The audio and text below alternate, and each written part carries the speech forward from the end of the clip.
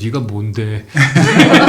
너 뭔데 네가 내 건물에 대해서 너나 잘해 임마. 사실은 제가 뭐 책을 쓰거나 강연을 하거나 유튜브를 하는 궁극적인 목표는 네. 거기 진짜 돌아가시기 전에 꼭 가봐야 될 곳인가요? 꼭 가봐야 될 곳입니다. 책으로 인생을 다독다독 유현준의 인문 건축 기행 책장을 열겠습니다. 네, 안녕하세요. 안녕하세요. 반갑습니다. 네. 네. 오늘 함께할 책이 정말 이름 그대로 유현준의 네. 인문 건축 기행인데요. 네. 건축으로 세상을 조망하고 사유하는 인문 건축가이자 108만 유튜버 그리고 교수님이자 네. 또 강연가이자 네. 방송인이자 저자이자 네, 이렇게 다양한 삶을 살고 계신 유현준 교수님 모셨습니다. 안녕하세요. 네, 다시 와서 반갑습니다.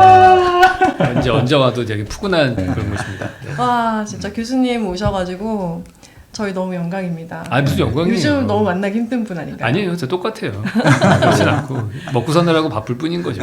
그래서 그 100만 파티를 가셨더라고요. 네, 했습니다. 어땠는지. 되게 즐거웠어요. 저희가 네. 한 3,000명 정도 지원을 하셔가지고 와. 그 중에서 한 100명 정도들만 초대를 할 수 있었는데 그래서 강남의 뭐 카페에서 모여가지고 되게 이렇게 뭐랄까요 가깝게 그분들이 주시는 질문들에 대해서 솔직하게 왜냐면 이제 그분들은 저를 응원해 주시는 분이니까 네, 팬이니까. 내 네. 모습을 편안하게 보여드릴 수 있겠더라고요. 네. 그래서 오히려 되게 솔직한 대화들이 오갈 수 있었던 네. 그런 자리였어요. 그러니까 이제 스타이자. 팬클럽까지 갖고 계신. 네. 그래서 근데 저는 건강이 걱정되더라고요. 네. 이렇게 많은 역할 속에서 사실 엄마로 사는 것만으로도 힘든데 네. 이렇게 어떻게 좀 건강하신지. 그 잘 건강이 주무시는지. 좀 안 좋았어요. 아주 8월 달에 감기를 한 20일 앓았거든요. 그래서 감기가 안 떨어지더라고요. 우리가 3년간 마스크를 너무 열심히 쓰고 다녀가지고 면역력이 약해졌대요. 너무 많은 네, 사람들 네. 갑자기 많이 네. 만나시니까 또. 그러니까 감기가 너무 안 떨어져서 한 보름, 한 20일 정도 고생을 엄청나게 했는데 그래서 깨달은 거가 역시 내 나이를 생각해야겠구나. 옛날 생각하고서 이러면 안 되겠다. 그런 생각이 좀 들었어요. 네. 건강은 이렇게 계단처럼 떨어지는 거예요. 뚝뚝뚝뚝. 우리 정말 팬들이 많으니까 건강 꼭 챙겨주세요, 교수님. 네, 알겠습니다. 그래서 지금 오늘 인문 건축기행 책 가지고 왔는데 이 책이 열 번째 책인가요? 사실 저도 잘 모르겠어요. 제가 앞에 절판시킨 책까지 맞죠. 하면은 꽤 되고요. 네. 근데 이제 제가 도시는 무엇으로 사는가부터가 여러분들이 아시는 책이니까 그러면 도시는 어디서 살 것인가, 공간이 만든 공간. 공간이 만든 공간, 공간의 공간의 미래. 6번째 책이네요. 이게 6번째 책. 전 절판된 책도 집에 갖고 있답니다. 그쵸. 예. 찐팬이신 거예요. 네, 그 책은 진짜 옛날 네. 책이거든요. 그래서 책을 내실 때마다 이번에 무슨 얘기를 하지? 네. 이번에 무슨 얘기를 하지? 그런 생각을 많이 하셨을 것 같은데 네, 네. 인문 건축기행은 어떤 생각으로 만드셨는지. 사실은 이 책은 제가 쓰고 싶었던 게 첫 번째 도시는 무엇으로 사는가라는 책 낸 다음에 내고 싶었어요. 네. 그랬는데 이게 사진이 많잖아요. 그러니까 이 카피라이트를 해결하기가 너무 복잡한 거예요. 그리고 이제 출판사에서는 이런 갑자기 결이 다른 책을 쓰는 것보다 똑같은 도시 이야기를 쓰시는 게 좋을 것 같다. 그래서 어디서 살 것인가가 나온 거고요. 그들도 이 카피라이트 문제 때문에 계속 미뤘어요. 그러다가 이제는 이제 출판사에서 저를 위해서 이걸 해결해 주실 수 있겠다. 의류에서 거의 한 1년에 걸쳐서 이거를 사진을 준비를 하신 거예요. 그러니까 여기서 책이 되게 두꺼운데 네. 안에 사진이 되게 많아가지고 너무 네. 좋았어요. 네. 그래도 네. 사진도 맨 처음에는 제가 정말 잘 보여주고 싶은 앵글이 있을 거 아니에요. 그러니까요. 그거를 제가 가서 찍은 사진은 또 그 앵글 안 나오는 게 많거든요. 그러면 제가 제일 좋아하는 앵글의 사진들을 다 찾아가지고 편집자님한테 먼저 주고 그 다음에 제가 원고를 고치기 시작을 했거든요. 그러니까 그분은 1년 동안 계속 그거랑 비슷한 카피라이트가 해결된 사진만 찾으신 거예요. 계속. 그리고 뭐 거기 있는 뭐 도판, 다이어그램 만드는 데도 몇 달 걸렸고. 그래서 아마 출판사와 여러분들의 도움이 없었다면 나오기 어려웠을 책인 것 같아요. 네. 그래서 2권, 3권 안 만들겠다고 그러더라고요. 너무 힘들다. 너무 힘들어서 네. 안에 진짜 다 그렇겠네요. 도면 다시 네. 다 그리고. 네.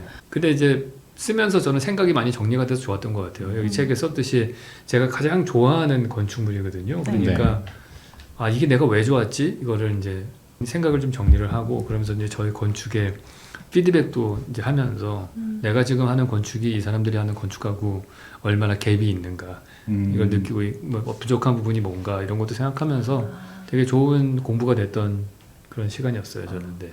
저는 유튜브를 틀어놓고 봤거든요. 네네. 그러니까 그 영어로 치면은 다 나오더라고요. 네. 공간에 싹 흐른 그런 그쵸, 그쵸. 영상들이 다 맞아요. 나오더라고. 워낙 유명한 건축물들이니까.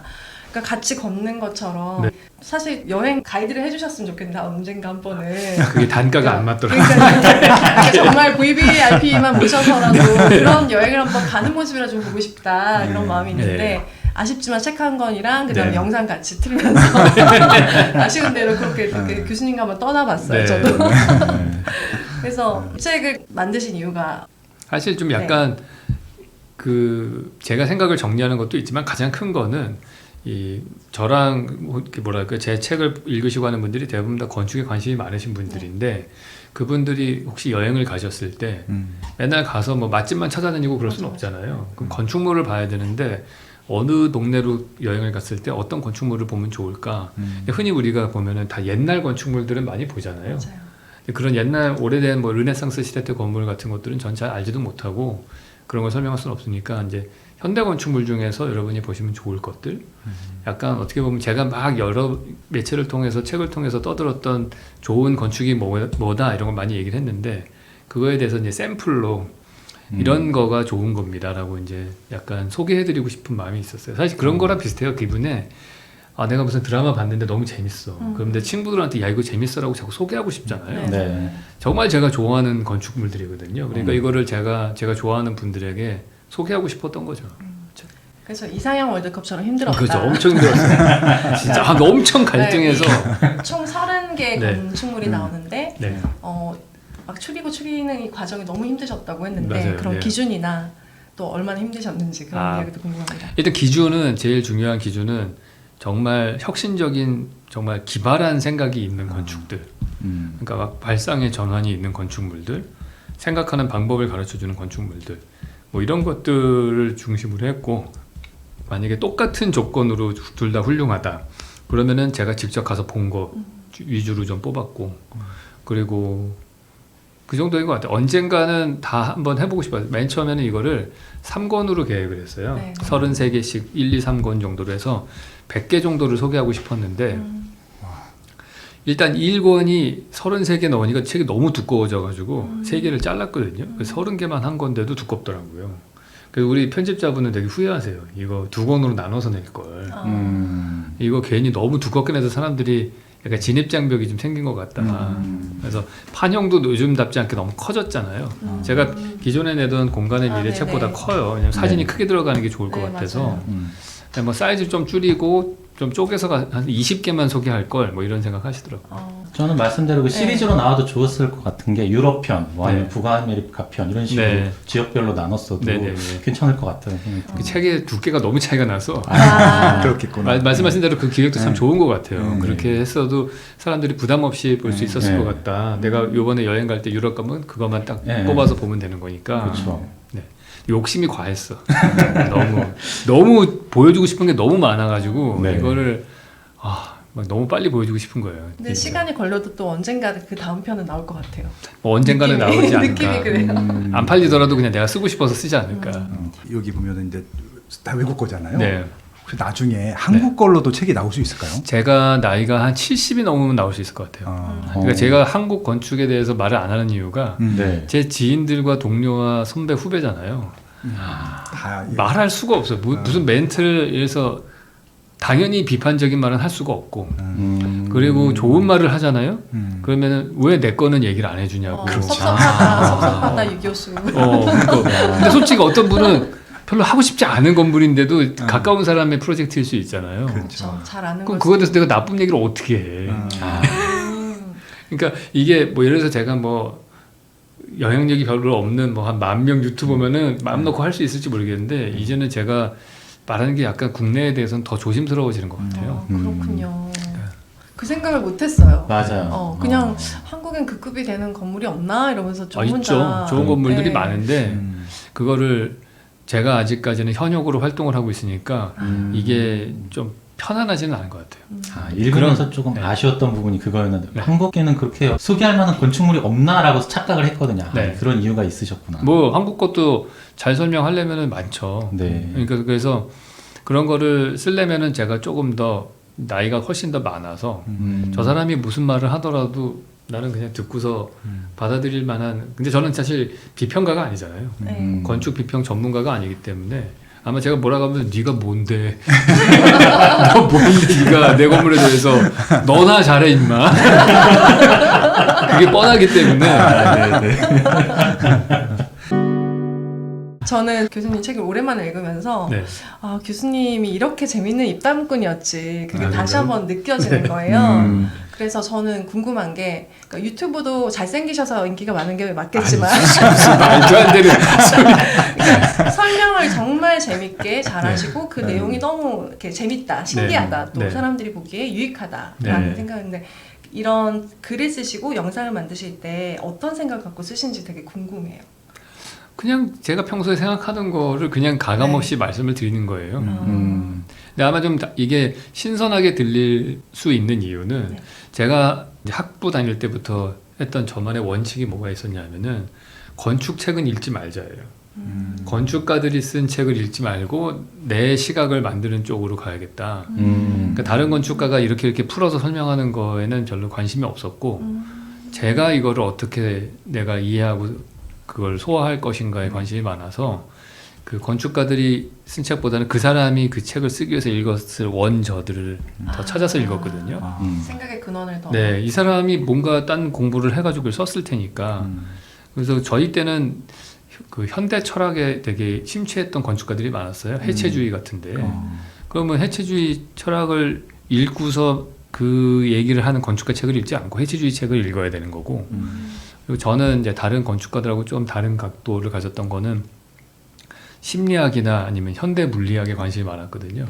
그래서 그런 걸 읽으면서 나름대로는 그냥 제 시각을 가져서 그거를 내 나름대로 풀어서 이걸 이해하려고 했던 거예요. 그러니까 아무래도 비전공자분들이 읽으셨을 때 제 책을 약간 거리감을 느끼지 않는 이유가 그건 것 같아요. 내가 건축을 설명할 때 건축가의 언어로 설명하지 않고 그냥 일반인의 언어로 설명을 하니까 좀 더 쉽게 책을 읽으시는 것 같다 그 생각이 들어요. 그래서 그 루브르 유리 피라미드에 네. 그러니까 양과 음의 피라미드가 네. 있다. 네. 근데 그것은 뭔가 동양적인 어떤 네. 순환적인 고증인 것 같다라고 네. 이렇게 생각하셨잖아요. 네. 이건 내 생각이다 이렇게 쓰시고 네. 근데 이 원 건축가가 어떻게 생각하고 했는지 저는 너무 궁금한데 그건 없는 거예요. 없어요. 제가 아직 그 정도 급이 안 돼요. 같은 맥락에서 네. 이제 나의 해석은 이렇다라고 설명해 주신 네. 역할을 주로. 네. 근데 아마 저는 생각이 그런 거죠. IMPA 작품인데 IMPA 건축가가 난 원래 컨셉은 그게 아니야라고 하더라도 저는 그 사람의 무의식 그 사람이 태생과 문화적인 배경과 그 패러다임 자체가 그 사람이 그런 생각을 하게끔 만들었을 거라고 저는 봐요. 네. 근데 그게 그냥 저의 추론이죠. 그러니까 제가 셜록 현준이잖아요. 그냥 추리만 할 뿐. 추리만 할 뿐. 감정이죠. 증명하진 않는 증명한 거는 모르겠고. 근데 그런 교수님의 생각들이 되게 재밌는 것 그러니까요. 같아요. 네. 해석이 재밌는 되게 포인트. 재밌고 네. 또 흥미롭고 그래서 더 잘 읽혔던 것 같아요. 네. 그러니까 저는 우리나라 사람들이 좀 그런 추리를 생각을 자유롭게 했으면 좋겠다라는 생각을 해요.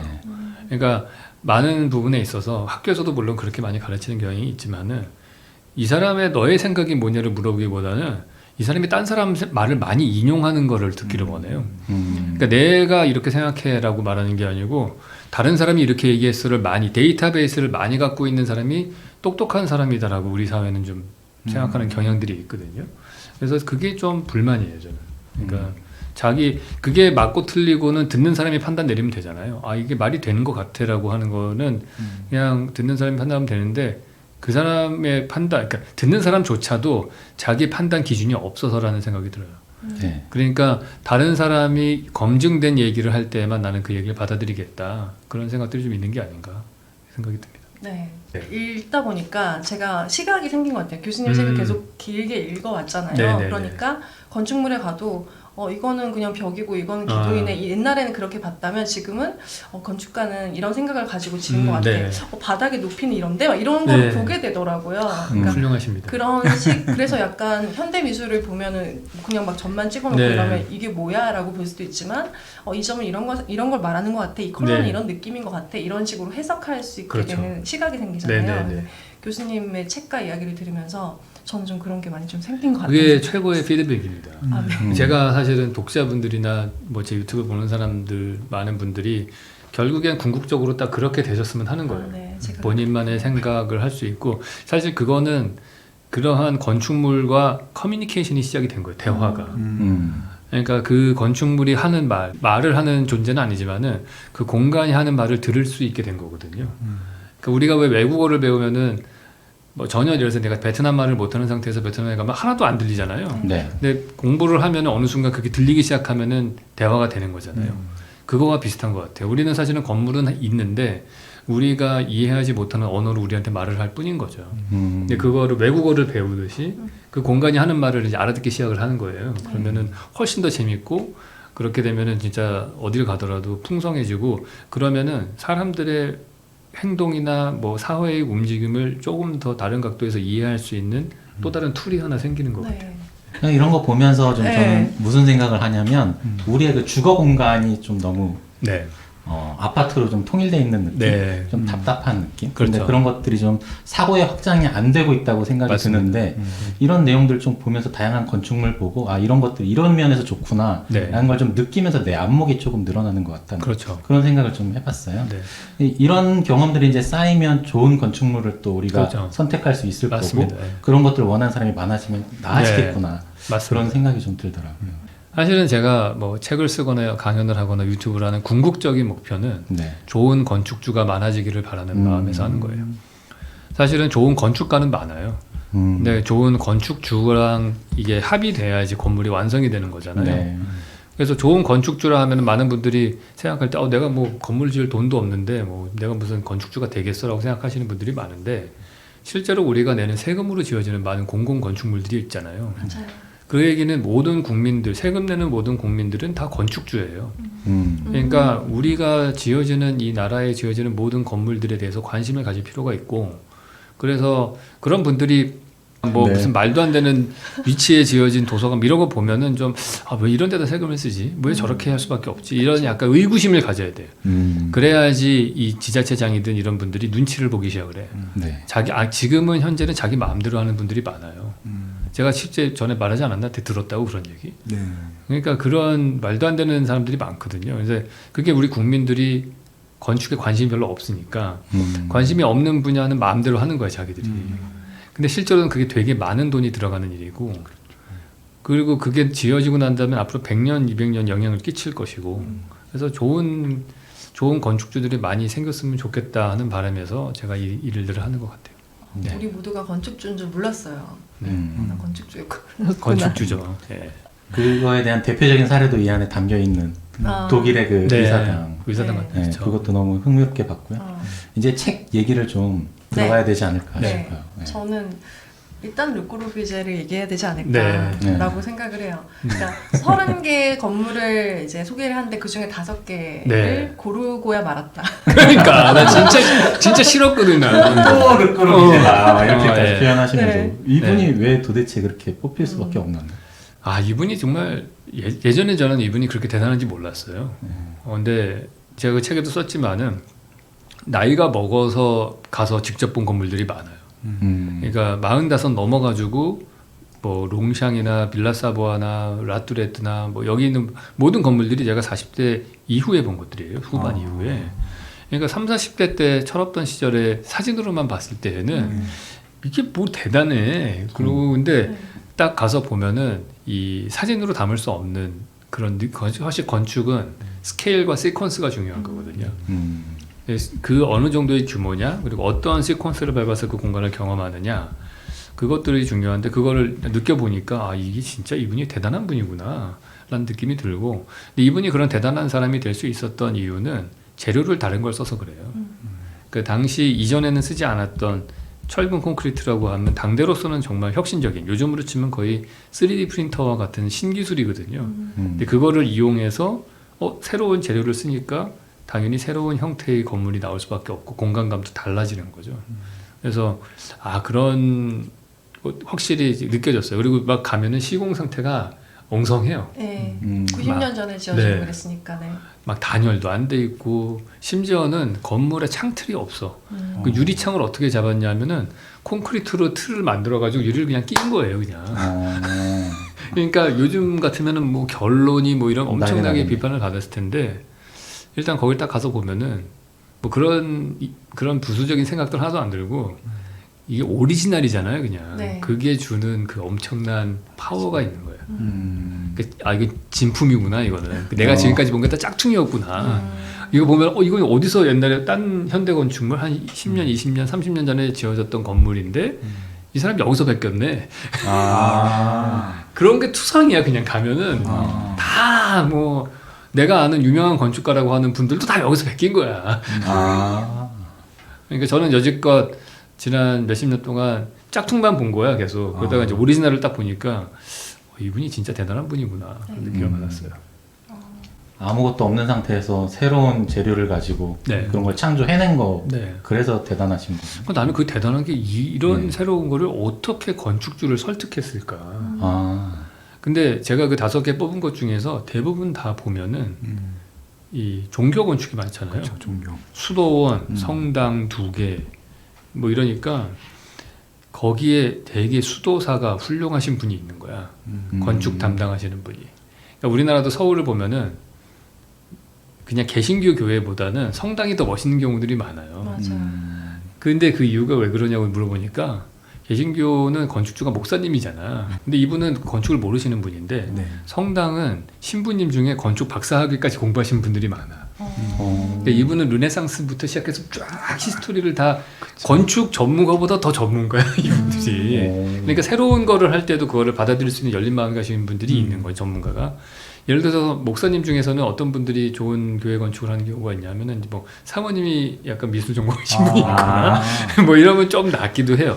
그리고 워낙에 그냥 기본 그 건축에 관심이 많으신 목사님들도 있고 그런 분들이 하면은 좋은 게 나은데 이게 이제 편차가 심한 거죠. 왔다 갔다 하는데 여기는 성당은 건축 전문가 분이 계신 거예요. 건축하시는 분들이. 그래서 컨펌을 해주시는 네, 파이널 컨펌을. 그러니까 보면은 이 책에 나오는 그 롱샹 성당과 네. 라뚜레트는 같은 발주처예요. 이거를 한번 해보고 좋으니까 또 한번 커미션을 준 건데 되게 놀라운 거는 라뚜레트하고 롱샹하고 스타일이 완전히 다르잖아요. 라뚜레트는 직선으로 박스형이고 롱샹은 막 유기체적인 형태인데 그게 같은 건축주가 그 2가지를 다 오케이를 했다는 거가 건축가도 대단하지만 난 건축주가 참 대단하다는 생각이 들었어요. 저는 그 빌라 사보아가 엄청 유명한 건물이잖아요. 네. 어쩌면 가장 유명한 건물 중에 네. 하나일 텐데 유명하다니까 유명하고 좋다니까 좋은 거구나. 그러니까 이게 뭔가 현대 건축의 원형이구나 이러면서 좋으니까 좋은 거구나라고 이렇게 좀 받아들이려고 노력해 왔던 것 같아요. 왜냐하면 네. 우린 이미 철근 콘크리트 속에서 저는 태어났고 네네. 살아왔으니까 이게 대단한지를 몰랐는데 교수님 책을 읽으면서 대단한 건지를 네. 이제야 좀 깨달은 것 같아요. 네. 저도. 그래서 근데 철근 콘크리트의 열평창 개수가 같다 이런 네. 내용도 저한테 너무 대단하게 느껴졌거든요. 네. 사실 저도 그 얘기 처음 학교 다닐 때 배웠을 때 놀랐어요. 그래서 되는 거구나 이게. 그러니까 그래서 안 무너지고 이렇게 건물이 네. 있구나. 네. 그러니까 완전히 서로 다른 재료가 네. 어떻게 그렇게 똑같을 수가 있지? 그런 그게 생각도 신기하죠. 들고. 예. 네. 그래서 되게 혁신이 됐나 봐요. 그 당시에. 맞아요. 근데 좀 궁금한 거는 그 철근 콘크리트가 90년 전에 발명이 네. 됐잖아요. 네. 거의 뭐 100년 가까이 지나오고 있는데 네. 그거보다 좀 혁신적인 공법은 안 나오나요? 아직은 없는 것 같아요. 아직은요? 네. 그 3D 프린터도 따라갈 수 없는. 3D 프린터의 한계가 높은 네. 건물을 아직 못 지어요. 아직까지 그 정도의 기술이 안 되고 계속 연구는 하는데 네. 뭐 예를 들어서 저런 방법이 있어요. 그냥 흥미로운 건데 이게 우리가 달나라에 가가지고 달에다가 건축을 해야 될 날이 오잖아요. 네. 그러면 이 달에 건축을 할 때 그 필요한 게 건축 자재가 필요한데 우리가 시멘트를 갖고 갈 수는 없잖아요. 그러니까 거기 있는 재료를 갖고 만들어야 되는 거예요. 네. 그러면 거기 있는 재료를 갖고 만들 때 뭐로 인부들이 많이 가서 만들 수가 없잖아. 그럼 결국에는 달기지는 3D 프린터로 만들어야 되는 거예요. 지금까지는 어떻게 되냐면 무주성 같은 거를 모듈을 만들어서 그걸 싣고 가는 생각을 했거든요. 그 문제는 조그만한 것급에 못 만들어요. 근데 그게 잠깐 정거장으로 있으면 괜찮은데 달은 우리가 모르는 거가 뭐였냐면 달은 이게 중력이 작잖아요. 네, 6분의 1? 예, 6분의 1밖에 안 돼요. 그 얘기는 뭐냐면은 가벼운 공기가 붙잡아 있지를 못해요. 그 대기가 없어요. 대기가 없으면 무슨 문제가 생기냐면은 유성들이 떨어질 때 우리는 대기층이 두꺼우니까 오면서 저항이 타버리잖아요. 네. 그래서 떨어지는 우리는 돌을 안 맞고 살잖아. 네. 근데 달은 그게 없으니까 그냥 직격으로 떨어지는 거예요. 그냥 대기층이 없어서. 로또네요. 그러면 계획도 떨어지니까 거기 분화구가 되게 많잖아요. 그러니까 네. 이렇게 크레이터라고 하는 것들이. 네. 그러니까 달에서 우리가 장기간 체류를 하려면은 첫 번째로 필요한 거는 그 떨어지는 운석을 막을 수 있는 지붕이 필요해요. 근데 그거를 우리가 지구에서 만들어 갖고 가져갈 수는 없는 거잖아. 그러니까 거기 있는 재료로 그 돔을 만들어야 되거든요. 네. 그럼 이게 너무 무거우면 안 되니까 무슨 기법을 쓰냐면은 새들을 보면은 뼈가 있는데 뼈가 만약에 우리 같은 통뼈로 되어 있으면 그게 무거워서 못 날릴 거 아니에요. 네. 새의 뼈는 가운데가 구멍이 뚫려 있어요. 골다공증이네. 완전 골다공증. 네. 그래서 그 봉법을 이용해서 건축을 하는 거예요. 3D 프린터로 안에가 비어 있으면서도 가장 효율적인 구조체를 만들어서 그 프린트 하게끔 하는 거예요. 이제 그게 이제 아직은 이론적인 단계인 거지. 이거를 현대 건물에 적용을 하면은 10층짜리 건물을 만들 때 기둥이 비어 있지만 그 기둥이 똑같은 강도를 가지게 할 수 있는 거예요. 그러면은 3D 프린터가 이제 5층 이상의 고층 건물도 지을 수 있게 되겠죠. 그게 딱 터닝 포인트가 되면은 마치 돌로 짓다가 철근 콘크리트로 할 때 확 바뀌듯이 3D 프린터가 그 기술이 적용이 딱 되는 순간, 특히나 지금 우리나라 같은 경우에는 엄청나게 인건비가 비싸지고 공사비가 1.5배로 올라간 상태인데 네. 3D 프린터 쓰면은 인건비 줄어들고 재료비 줄어들어서 공사비가 뭐 40%가 절감이 된다. 그러면 그냥 글로 확 넘어가는 거예요. 아직까지는 그 단계가 안 왔다는 거죠. 네. 근데 소재나 그런 거에 따라 갑자기 정말 확 변할 수도 있겠네요.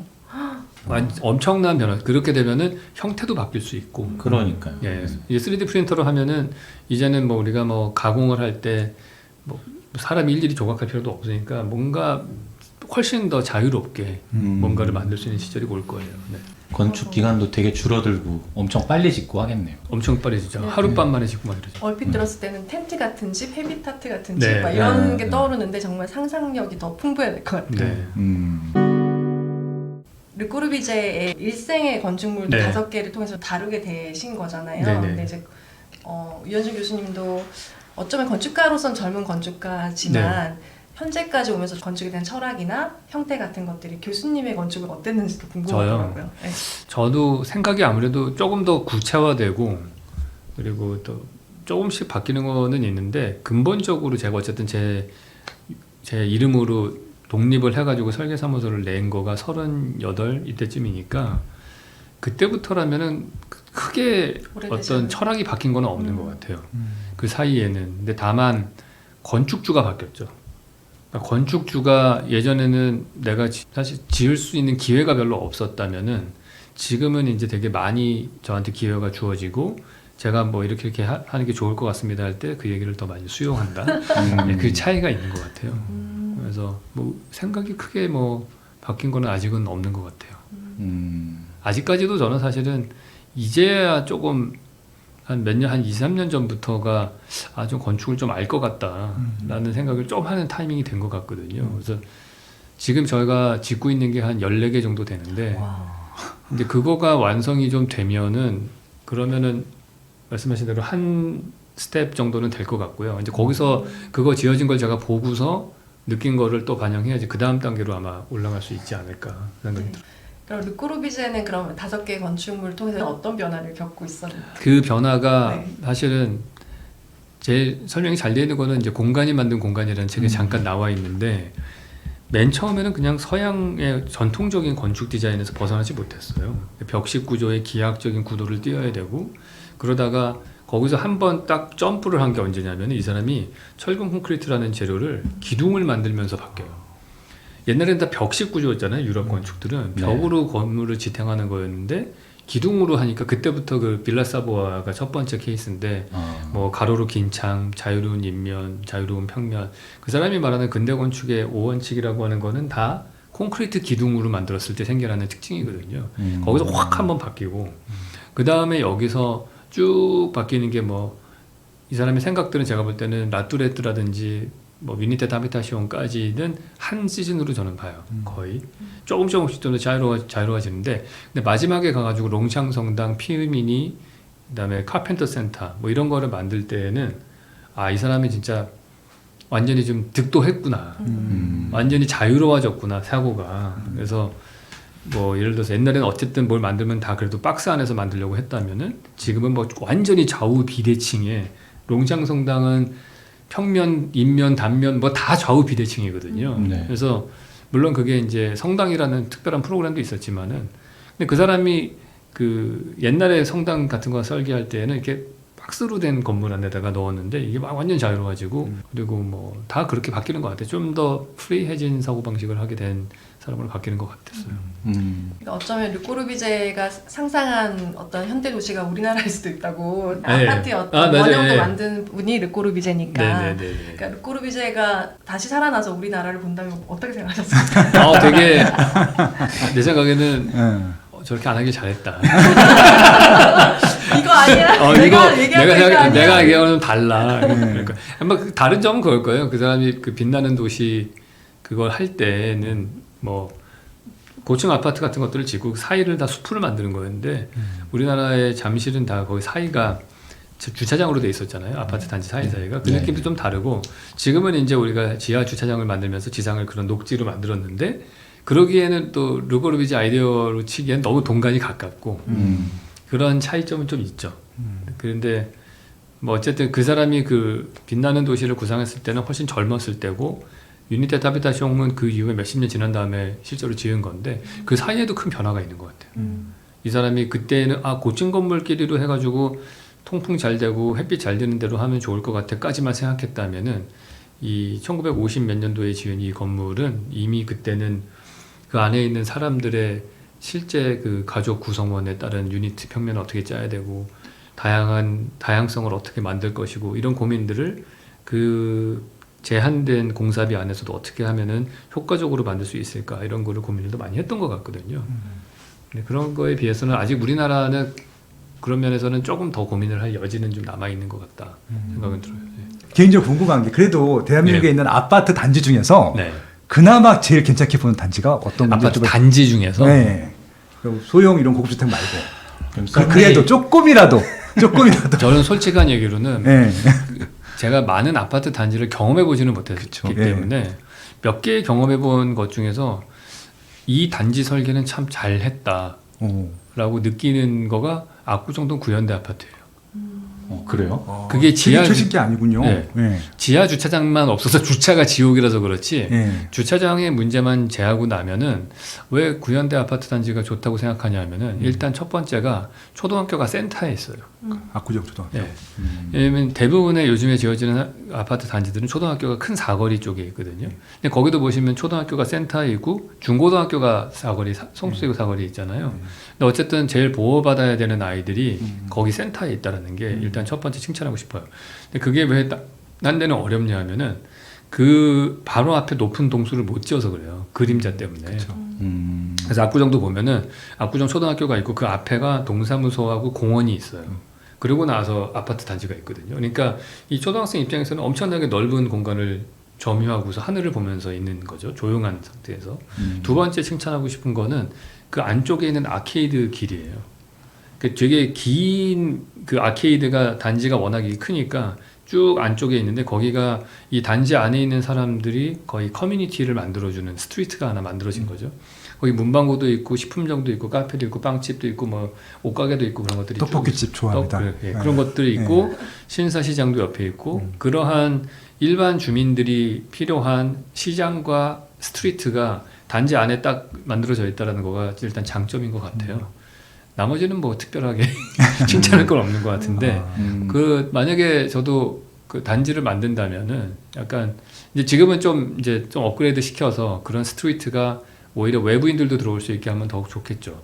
특히나 그걸 재건축을 한다면 압구정역에서부터 한강까지 가는 그 동호대교 옆에 라인을 그 아케이드 스트리트를 만들어서 단지 사람들하고 외부 사람들이 함께 그 길을 걸을 수 있게 해주면 제일 좋을 것 같고 가급적이면 저는 초등학교는 현재 위치를 유지했으면 좋겠는데 그건 좀 어려운 것 같아요. 지금 이슈가 있어서 아마 옮겨야 될 것 같아요. 옮겨야 될 거예요. 그게 가운데 들어가 있으면은 이 아파트 고층 아파트 동 배치가 거의 불가능하거든요. 그래서 그러면 하나 또 좋은 아이디어는 저는 오히려 그렇게 될 거라면은 한쪽 코너보다는 좀 더 이 학교 시설 같은 걸 리니어하게 만들어서 그 한강하고 평행한 안쪽 길을 따라서 만들었습니다. 그 도서관과 학교와 이런 것들을. 그러면 이쪽 길을 걸을 때 뭔가 그 편안한 풍경들이 펼쳐질 거 아니에요. 그러니까 그런 것들이 좀 개선이 되면 좋겠다 생각은 합니다. 약간 제가 맨날 그 어디서 살 것인가에서 얘기하는 저층으로 되어 있는 마을 같은 그런 네. 학교들이 딱 그 아파트 단지 그 남쪽 사이드 길가로 쭉 만들어지는 거죠. 근데 불가능하죠. 왜냐면 거기는 기부 체납해가지고 이제 임대주택 지어야 되고 뭐 해야 되는 그런 걸로 확보가 돼야 되는 데니까. 근데 뭔가 초중고가 있다면은 그런 마을 같은 완충지대로 만들었으면 좋겠다 생각을 해요. 그러면서 학교에 있는 도서관을 일반인들도 그 뭐 방과 후 시간에 들어가서 쓸 수 있게 한다든지 약간 그런 시설이 있으면 좋겠어요. 그런 것들이 좀 시범 사업이라도 좀 네. 진행이 되는 게 있으면 좋을 것 같아요. 그래야지 우리가 눈으로 보고 아 저기 저렇게 하니까 진짜 네. 좋더라. 이런 게 좀 그러니까요. 얘기가 돌아야 네. 그 다음에도 도전을 할 텐데. 교수님이 만들어 주신다면서요? 아 근데 저는 이제 마스터 아키텍트로 이제 디자인을 물론 제가 관리를 하긴 하겠지만은 그게 이제 뭐 여러 가지 한계점이 있겠죠. 네. 제가 직접 디자인하는 것보다 저는 이제 디자인하고 온 걸 계속 커멘트를 하고 수정을 하고 하는 부분인데 그거를 얼마나 그 이야기를 따를지도 모르겠고 또 하나는 이제 뭐 주민들 간에도 의견들이 일치가 안 되는 것들이 많아서 너무 큰 재산권이라서 마냥 사회만을 위해서 그렇죠. 네. 내가 그럴 순 뭐 없고. 희생하겠다라고 하지 않을. 그러니까 그거를 네. 중간에서 제 역할은 서울시와 그 이 조합을 이 중간에서 뭐랄까요 중매를 서는 거죠. 이쪽에 너 요거 조금 양보하고 요거 이쪽에서 양보하면은 이렇게 서로 윈윈할 수 있어. 이제 그런 것들을 자꾸 제안을 그런 생각을 해줘요. A하고 B만 있는 게 아니고 너희들이 이런 제로섬 게임으로 내 거 뺏기면은 저쪽은 이득이고 저쪽 거 이득이면 내가 뺏기는 거 아니야 이런 생각 말고 둘 다 윈윈할 수 있는 방법을 찾자. 네. 그런 걸 자꾸 중간에 제가 제안을 해야 되는 게 주요한 역할이지 않나 생각이 들어요. 이 책에도 그런 건물들이 몇 개 나오더라고요. 네, 네, 그게 너무 재밌었어요. 아, 네. 어떤 큰 건물을 새로 지어야 하는데 교회가 작게 네. 자리를 하고 있다. 네. 그러면은 알바끼처럼 돼버렸는데 이걸 어떻게 할 거냐. 네. 그게 어떤 건물이었죠? 시티콥 센터입니다. 네. 그 뉴욕에 설명 좀 있는. 해주세요. 그러니까 그 사실은 제가 오피스 건물 중에서 제일 좋아하는 건물인데 뉴욕의 디벨로퍼들이 이제 건축을 이렇게 하는데 그 코너에 조그마한 교회가 자리를 비켜주지 않는 거예요. 팔지 않고 그 자기는 거기 계속 있어야 되겠다. 근데 이제 뉴욕은 특별한 법이 이제 공중권이라는 게 있어서 그 건물에 위로 지을 수 있는 권리, 용적률을 사가지고 자기 건물에 보태서 높은 건물을 지을 수가 있거든요. 그러니까 그 교회는 교회대로 새로 지어주고 이거는 거기서 용적률을 사가지고 높은 건물을 짓고 더 훌륭한 거는 그 건물 교회를 독립된 건물로 했다는 거예요. 그냥 뭐 건물이 예를 들어서 뭐 50층짜리 건물에 뭐 1층 한 귀퉁이를 교회로 내준 게 아니고 독립된 건물로 하고 독립된 건물을 만들기 위해서 13층까지를 건물을 그냥 확 들어 올려가지고 이거를 햇빛도 잘 들는 광장도 만들어주고 시민들에게 그걸 개방하고 그래서 그걸 인센티브를 받아서 더 높은 건물을 짓고 그러니까 결국에는 시민도 좋고 교회도 좋고 이 건물주도 좋고 다 윈윈한 거잖아요. 그러니까 시 입장에서 보면은 정말 좋은 하나의 광장이 하나 생긴 거고 제가 이거하고 비슷한 거를 제가 다른 디벨로퍼한테 이제 문정동에 있는 무슨 오피스텔 건축을 할 때 비슷하게 이런 계획안으로 제시를 한 적이 있어요. 이 사거리 코너가 되게 중요하니까 여기 한 200평 정도 되는 땅이라도 시민들에게 개방을 밑에 지하도가 있으니까 거기 연결해서 개방을 하시고 여기서 4층까지 올라가는 에스컬레이터만 하나 만들면은 그러면 그 포디움 상부를 다 또 파크를 써가지고 거기에 상권을 만들 수도 있고 이렇게 되지 않겠느냐 했더니 이분은 이런 지하에 리젝트를 하더라고요. 왜냐하면은 그 코너 땅 200평은 평당 1억에 분양을 해서 200억을 자기가 갖고 와야 되는 거다. 200억을 난 포기할 수가 없다는 거예요. 근데 우리가 조금만 더 길게 생각하면은 그 건물이 그런 특별한 건물이 되어서 유동 인구가 많아지고 랜드마크가 되면은 위에 오피스텔 한 100몇십 채 되는 거를 뭐 한 1,000만 원씩이라도 더 비싸게 팔던지 그럼 200억 회수 되는 거 아니에요. 네. 근데 거기까지 생각을 못 해요, 이 사람들은.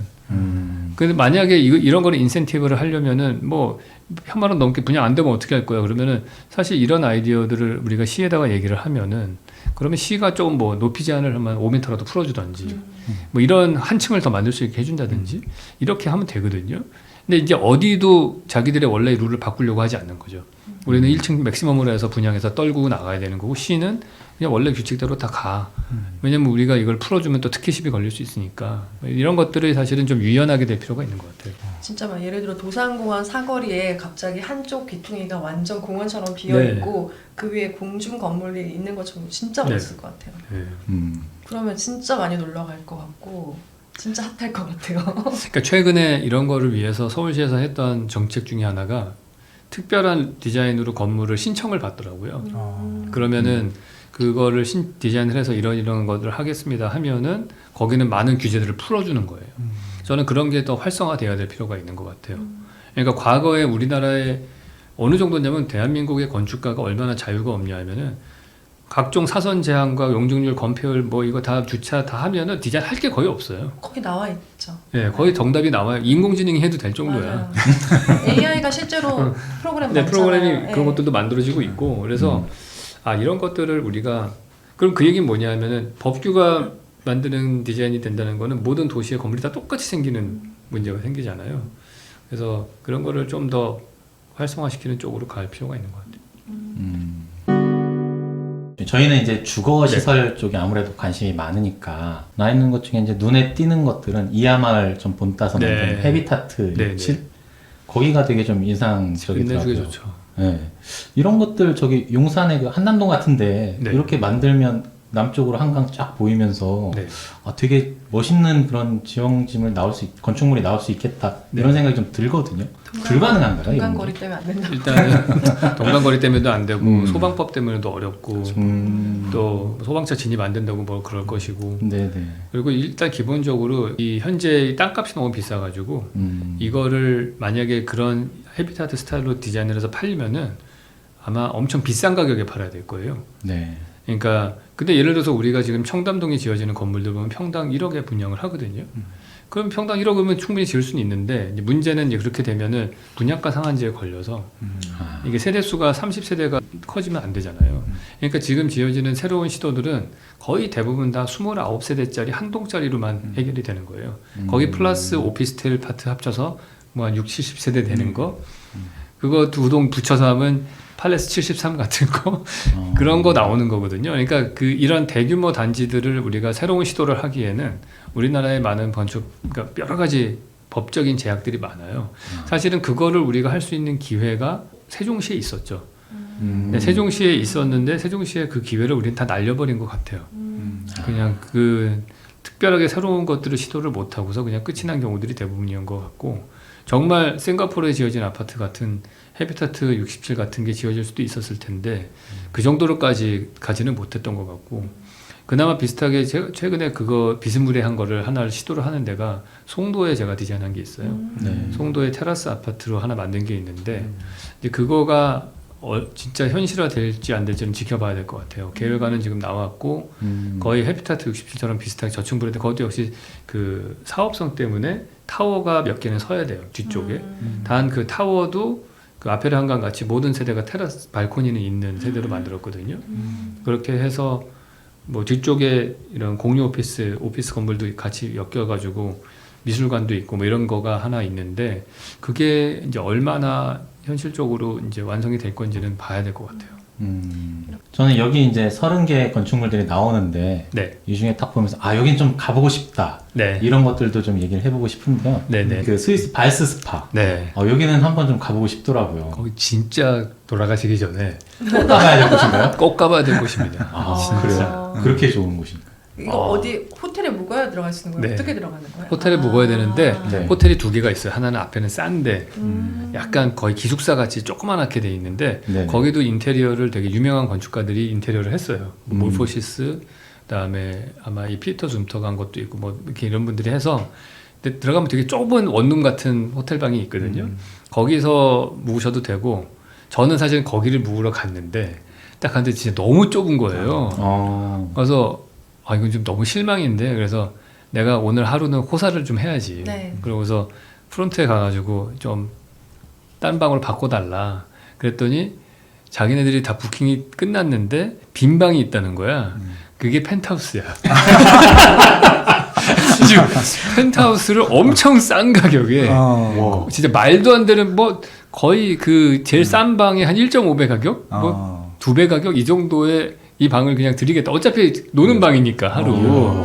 그래가지고 운이 좋았다요. 운이 엄청 좋았죠. 네. 진짜 좁은 방에 네. 그 위쪽에 있는 호텔인데 그거는 거기서 묵으면서 갔는데 와 진짜 제가 묵어본 그러니까 경험해본 목욕탕 중에 당연히 목욕탕 중에 최고고 제가 2000년 그러니까 1990년 이후에 지어진 건축물들 중에서 베스트로 꼽는 거 2개 안에 들어가는 것 같아요. 그 정도로 좀. 네.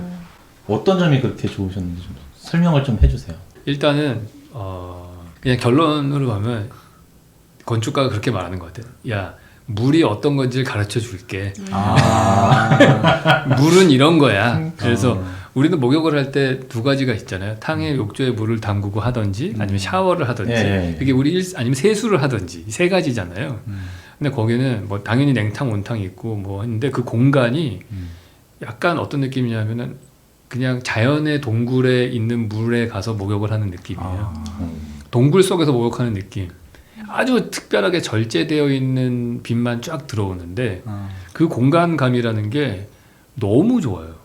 근데 그게 예를 들어서 저는 이제 그런 동굴들을 좋아해가지고 여러 군데 가봤는데 그러면 그게 이제 되게 특별한 보이드 공간들을 만들어내거든요. 그리고 실제 천연 동굴에 가면은 그 중에 최고가 워싱턴 DC 근처에 있는 룰레이 케이브라고 있어요.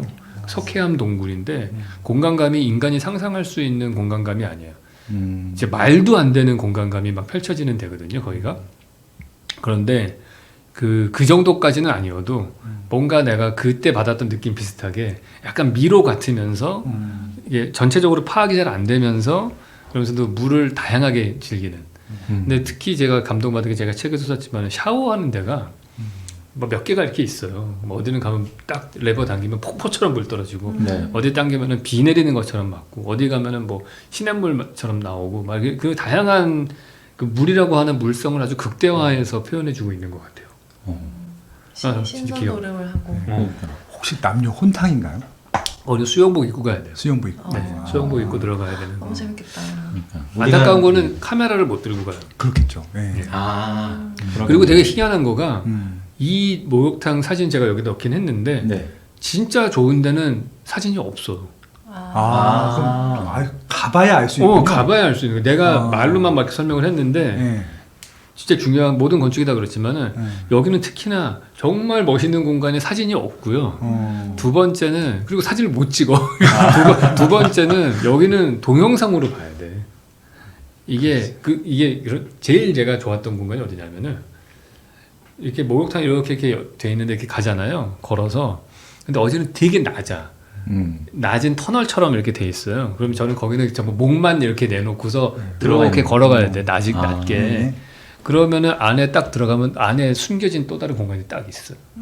뭐 그런 식이에요. 아니, 비밀스러운 공간의 극치라고 보시면. 테마파크 같은. 근데 별로 크지도 않아. 근데도 막 그 안에서 보면 몇 시간을 있어도 지루하지가 않은. 근데 기가 막힙니다. 진짜. 꼭 가봐야 될 곳. 꼭 가보시면 좋을 것 같아요. 죽기 전에 꼭 가봐. 네. 썸네일 하나 나왔네. 죽기 전에 꼭 가봐야 되는 곳. 네. 그러니까 저는 물을 좋아하다 보니까 저도 이런 스파가 눈에 띄고 또 하나 눈에 들어왔던 건물은 낙수장. 여기서는 오래 살면 힘들 것 같고 한 달 정도만 딱 살아보고 싶다.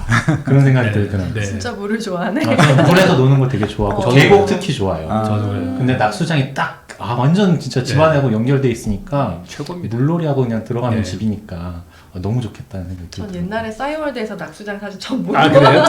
그 배경화면으로? 싸이월드 옛날에 뭐 예쁜 사진 옛날에 막 보고 하면 와 이런 집이 있다고 막 이러면서 되게 놀랐던 기억이 나는데 이게 프랭크 로이드 라이트의 낙수장. 낙수장. 직접 가보셨나요 혹시 교수님 네, 낙수장을? 그렇죠. 거기도 직접 보면 또 느낌이 다르던가요? 어떤가요? 거기가 진짜 진짜 마스터구나 이분은. 그러니까 그분은 정말 다른 많은 훌륭한 건축가들의 작품들이 있지만은 이 사람의 작품은 딱 가서 보면은 그냥 그런 것 같아. 건물이 이게 씨 뿌려가지고 땅에서 자라난 거. 진짜 이거는 그냥 여기에 그냥 일부야. 거기 쓴 재료나 뭐 이런 것들이 진짜 땅에서 자라난 건물 같아요. 그러니까 그거하고 대비되는 거가 그런 리차드 마이어의 주택 같은 거죠. 얘는 그냥 완전 백색으로 그냥 도시. 누가 보더라도 나는 인공물이야. 네. 딱 그냥 자연과 완전히 극단으로 다른 거라면 여기는 그냥 완전히 자연의 일부인 것 같은 느낌이 나요. 되게 건축가로서는 배울 게 너무 많은 곳인데 네. 그것도 되게 놀라운 거는 그게 막 거의 한 100년 전에 지어진 건물이잖아요. 그게 네. 아니 몇 년도지 그게? 40몇 년도에 지어졌나? 하여튼 그러니까 거의 엄청난 그러니까 그런 걸 근데 제가 현타가 올 때가 언제냐면은 코르비제도 그렇고 라이트도 그렇고 그 사람의 건물에 가면 창틀을 다 보면은 네. 우리나라 그러니까 전 세계적으로 건축의 구조는 별로 바뀐 게 없는데 가장 지난 7, 80년 동안에 가장 많이 바뀐 게 창틀이에요. 창호가 제일 많이 바뀌었어요. 단열이 되는 창호. 그렇죠. 그게 제일 많이 바뀌었고 이중창으로 바뀌었잖아요. 복층 유리로. 네, 네. 그게 제일 많이 바뀐 건데 두 번째가 단열이 많이 바뀌었거든요. 우리 인슐레이션 하는 것들. 근데 이런 집들은 그게 안 돼 있는 집들인 거예요. 네. 그 창틀 딱 보면은 이게 얼마나 오래된 집인지가 이제 느낌이 오는 거지. 그걸로 만다. 네. 갑자기 세월이 느껴져서 이걸 도대체 언제 했단 얘기야? 이걸 이렇게 도대체 깜짝 언제 했단 놀라면서. 얘기야. 1936년도 작품이네. 네. 와. 그러니까 이거를 이 사람들이 정말 파이오니어로 개척자로 먼저 하고 그런 혁신과 혁명을 일으키고 그 뒤에 팔로워들이 이걸 좀 리파이닝 한 거지. 그럼 저 교수님은 리처드 마이어 그 회사에서도 네. 건축사 사무실에서도 일을 하셨잖아요. 네. 그러면 자연과 뭔가 몰아일치된 그런 자연과 하나된 건축물을 더 추구하시는지 아니면 인간의 어떤 기능하는 건축 그런 쪽을 더 추구하시는지. 저는 둘 다 만족해야 된다고 생각하죠. 그러니까 저는 항상 얘기하지만은 우리 직원들한테도 2마리 토끼를 잡아라. 한 마리 토끼 잡은 걸로는 그러니까 창의적인 건축가는 2마리 토끼를 잡을 수 있을 거라고 저는 믿거든요. 그래서 그 심지어 정말 훌륭한 건축가는 3마리 토끼도 잡아. 3마리 토끼에 날아가는 새까지 잡아. 거의 그러니까 그런 1타 3피를 해야 된다는 생각으로 디자인을 해야죠. 그러니까 너무 우리는 뭐든지 양분법적으로 생각해요. 제가 이제 많은 일반인 분들을 만나보면 제일 많이 듣는 얘기가 교수님 예술적인 걸 추구하세요? 기능적인 걸 추구하세요? 당연히 둘 다 돼야지. 그러니까 저는 가장 아름답고 예술적인 거는 가장 기능적인 거가 그게 아름다움으로 승화된다고 보거든요. 그러니까 이걸 아름다움만 추구한다는 거는 장식이 될 수 있어요. 데코레이션이 되는 거죠. 근데 정말 훌륭한 것들은 우리가 뭐 포르쉐 디자인이 아름답다고 하지만 그게 아름다운 이유는 사실은 가장 기능적이기도 하잖아요. 그 기체 역학 뭐 이런 거 다 하고 뭐 공기 저항이나 뭐 이런 등등.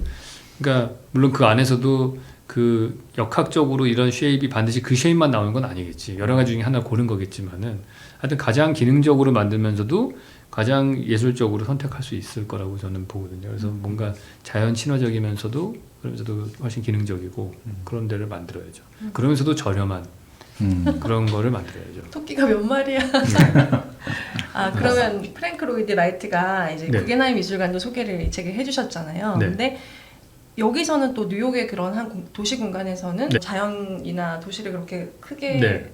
상관하지 않고 설계를 한 거랑 그게 저도 그래서 많은 사람들이 아니 왜 프랭크 로이드 라이트가 왜 말년에 왜 저런 걸 했지라고 다 의아해했어요. 이게 유작이거든요. 완공된 걸 못 보고 죽었는데 르코르비제도 마지막에 했던 작품들이 롱샹과 카펜터 센터거든요. 되게 자연에 가까운 느낌이었는데 되게 자연에 가까운 그러니까 아주 합리적이고 인공적으로 하던 분이 돌아가시기 전에는 자연에 가까운 거라고 맨날 자연에 가까운 거 하시던 프랭크 라이트는 말년에 갑자기 이상한 거라고 간 거야. 그러니까 사람들이 안 하던 짓 하면 죽을 때가 됐다는 말이 많아요.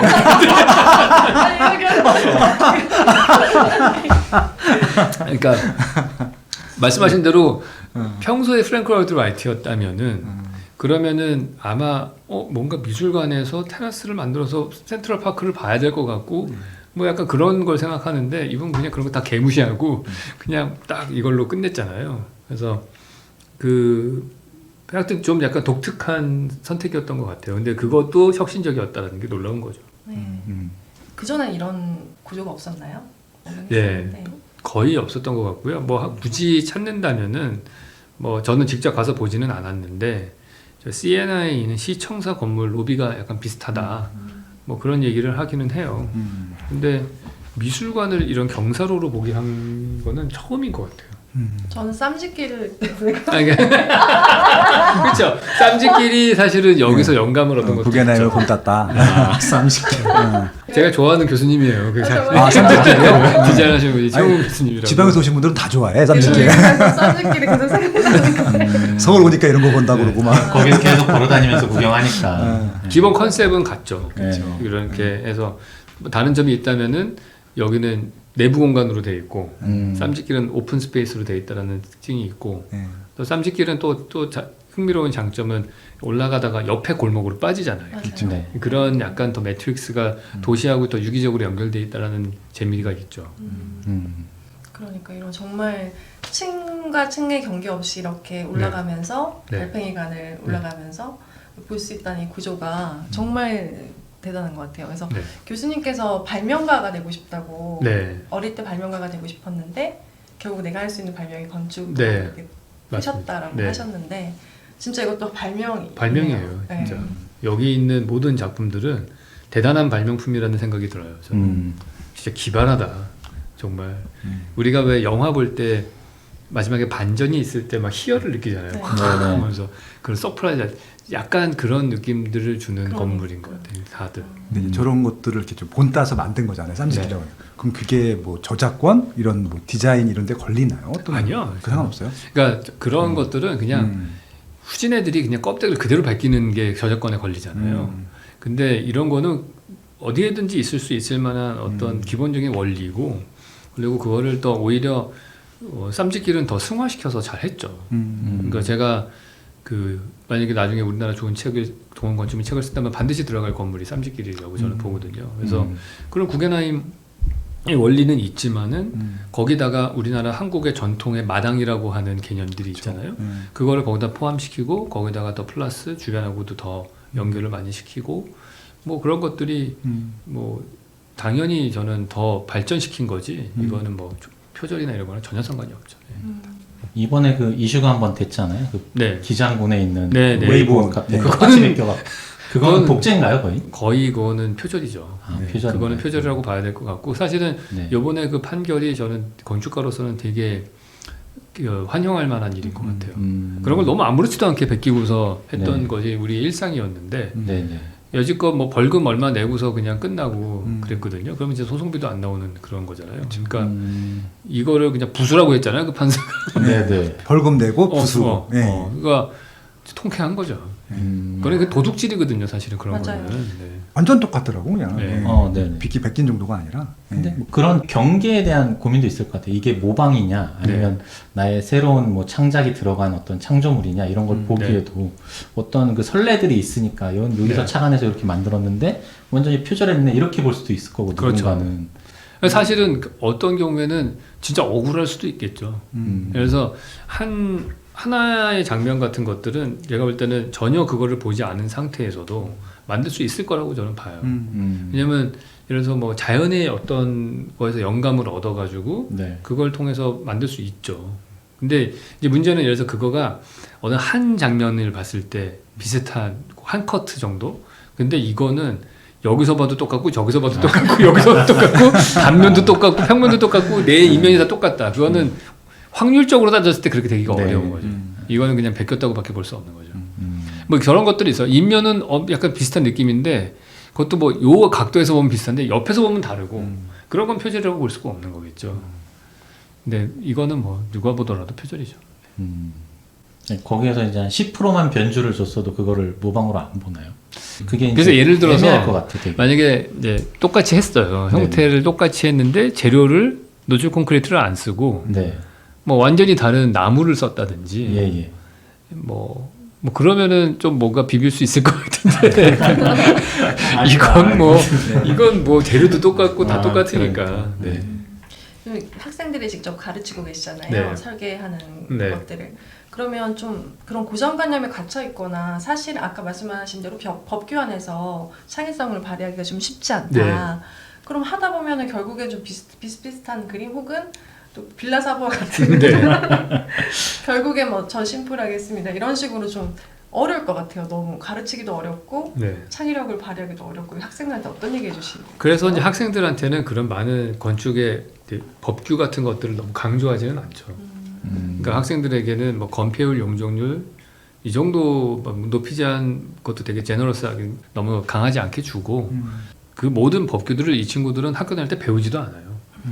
그러니까 되게 그 건축이 왜냐면 건축 공부할 게 너무 많으니까 5년 동안 뭐 딴 거 막 창의적인 거 하고 뭐 무슨 인문학도 해야 되고 뭐 컴퓨터 프로그램도 배워야 되고 할 거 너무 많거든요. 근데 그러고 나서 필드에 딱 나가면은 이제 첫 번째 만나는 그 난관이 그 많은 법규들인 거죠. 네. 그래서 법규들도 병원 지을 때 다르고 아파트 지을 때 다르고 또 뭐 조그마한 근생할 때 다르고 이게 프로그램과 규모에 따라서 너무너무 또 천차만별이에요. 지역에 따라서도 다르고 그 법을 해석하는 게 로컬 공무원이 또 달라요. 그 공무원이 또 바뀌면 또 바뀌어. 그리고 소방법도 검사하러 오는 소방서에 따라서 또 달라져요. 근데 요즘에 최근에 또 엄청난 변수가 하나 생긴 게 장애인 협회에서 와가지고 또 이걸 검사를 하거든요, 마지막에. 그럼 나중에 또 다 뒤집혀요, 뭐 모든 게. 와. 그러니까 그런 아마 전 세계적으로 저는 뭐 딴 나라의 상황을 잘은 모르지만은 대한민국 건축가만큼 그렇게 복잡한 룰에서 플레이하는 사람은 없는 것 같아요. 한국이 좀 심한 정도. 한국이 되게 심한 상황. 우리는 무슨 사건 하나 터질 때마다 법이 하나 새로 생기잖아요. 그 특별법이. 특별법이 생기고 계속 뭐가 거의 그 누더기처럼 계속 돼서 제가 볼 때는 뭐 그러니까 우리가 지금 멋있고 막 이런 건축을 하기가 좀 어려운 것도 그런 것도 있는 것 같아요.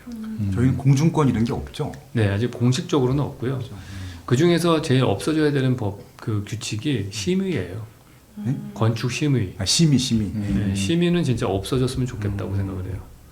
그러니까 우리나라 사람들이 좀 약간 저는 바뀌었으면 좋겠다고 생각하는 게 지나치게 집단 지성을 믿어요.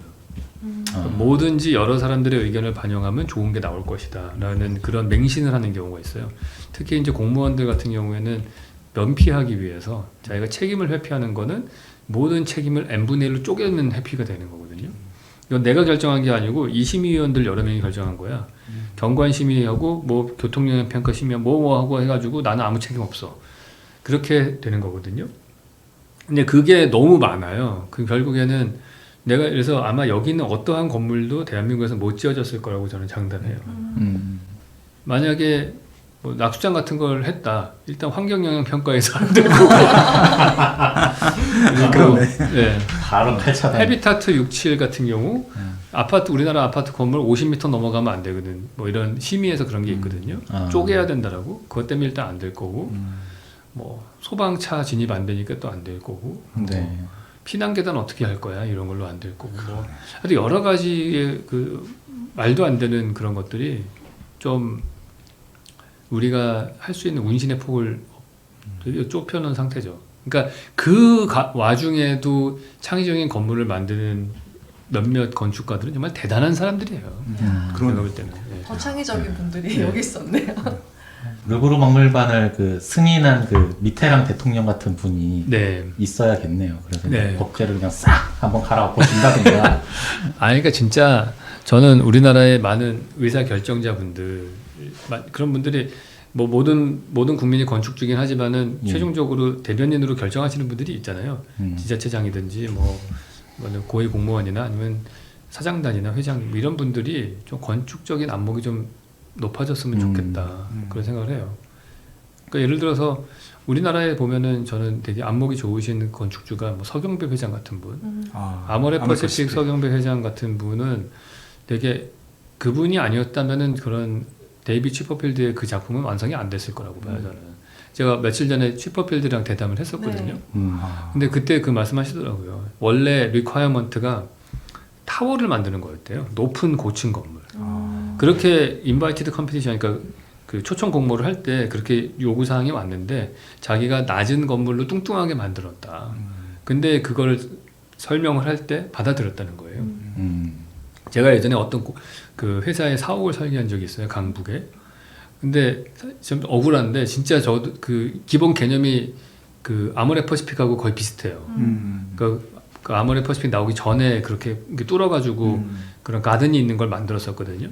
그래가지고 그 회장님한테 제가 설명을 했을 때 그 회장님은 저한테 뭐라 그랬냐면은 남산에서 봤을 때 우리 건물 꼭대기 첨두가 어떻게 보이나요? 그거밖에 관심이 없어. 욕망밖에. 그러니까 이 건물이 밖에서 봤을 때 이 건물을 어떻게 쳐다볼 거냐만 관심이 있는 거야. 그때 제 컨셉이 거기 있는 몇십 평짜리 건물을 지으면은 거기 사람들이 쪼개지니까 이 사람들이 커뮤니티라는 게 만들어지지 않는다. 그러기 위해 서로 쳐다봐야 되니까 중간중간에 보이드를 뚫어가지고 가든을 만들고 거기에 내려와서 쉴 수 있게 하고 전체를 관통하는 보이드를 중간에 뚫고 뭐 이런 얘기를 했었거든. 근데 그게 또 마침 그 땅이 그게 가능했던 게 건폐율과 용적률의 갭이 이렇게 컸어요. 높이지 않고. 그러니까 중간에 이걸 매스를 빼내도 이 디자인이 나오게 된 거예요. 그래서 이게 이렇게 하시면 좋을 것 같다고 했는데 이분은 오로지 내 건물이 밖에서 봤을 때 어떻게 얼마나 웅장하고 우리 회사가 얼마나 대단하게 성장했는지를 왕관 같은 걸 보고 싶었던 거야. 그러니까 그런 건축주한테는 먹히지가 않는 거죠. 만약에 서경배 회장이 그런 생각을 하는 사람이었다면은 아마 전혀 다른 건물이 지어졌을 거라고 봐요. 또 네. 108만 왓슨과 함께 저희가 저희가 108만 왓슨 저도 왓슨이고 저희가 우리나라 좀 좋은 건축 문화와 아름다운 건축물, 좋은 커뮤니티를 위해서 힘을 써 보도록 하겠습니다. 왓슨이 왓슨이 써볼게요. 오늘 교수님 나와주셨는데 어떠셨나요? 저는 항상 다독다독이 저한테는 되게 뭐랄까 고향 같은 곳이에요. 근데 여기 세 분들이 너무 저를 환대해 주시고 첫 번째 기억도 너무 좋았고 아톰 그 비 오는 날이었던 걸로 기억하는데 그때 그 지하실에 있는 그 팟캐스트 녹음실에서 맞아요. 그때 처음으로 저희가 만난 다음부터도 항상 되게 제가 사회에서 만난 분이지만은 정말 그런 거리감이 전혀 느껴지지 않는 가족 같은 분위기로 너무 잘해 주셔가지고 하여튼 언제든지 저는 불러주시면 나오겠습니다. 너무 감사합니다. 박제. 언제든지 저는 불러주시면 나오시겠습니다. 저희도 진짜 교수님이 점점 성장하시는 모습 보면서 너무 저희도 막 응원을 막 열심히 하고 있고요. 그리고 무엇보다 너무나 책의 내용이 좋기 때문에 그러니까 어디 내놔도 자랑스러운 우리 교수님 많이 봐주시고 우리 또 정말 건축 예쁜 건축 좋은 건축물들이 있을 수 있게 저희도 공부 좀 많이 해야 될 것 같아서 생각 많이 하고 여기까지 할까요? 오늘 나와주셔서 너무 감사드리고 오늘 감사합니다. 다음 책 나오면 또 모실 수 있기를 소망합니다. 알겠습니다. 감사합니다. 고맙습니다.